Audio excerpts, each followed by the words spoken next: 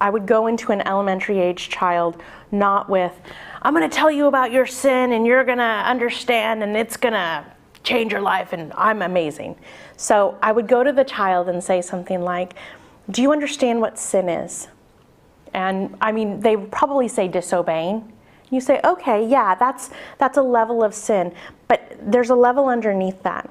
Sin is disobedience towards God, right?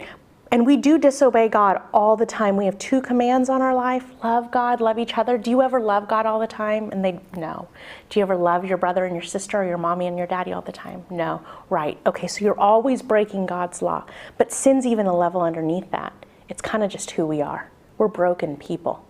So I would talk to them down at that level, but then I'd also tell them sin. What you need to know about sin, sweetie, is that sadness always follows sin.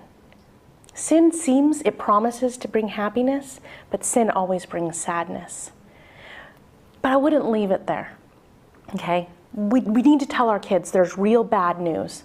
The bad news is for real, but guess what? The good news is for real too. So not only do we have this base level that we just sin, it's who we are always. When Adam and Eve sinned in the garden, they did it for all of us. So we're broken way down here. But guess what? Jesus comes and he can redeem that and heal that. And he forgives us of all of our sins. So when God looks at you, and this is something that I say to my kids all the time, especially after they disobeyed, when God looks at you, if you're a Christian, does he see your sin? No. What does he see? He sees Jesus Christ always doing it right. And then I ask him, what does he do with that sin? Takes it and throws it into the sea of forgetfulness. It's gone. God never brings it up again. And so engaging your child on that level, I mean, there's bad news to be told, because that makes the good news so much more beautiful. And that's how I do talk to my elementary kids about sin. But I would say, know your kid.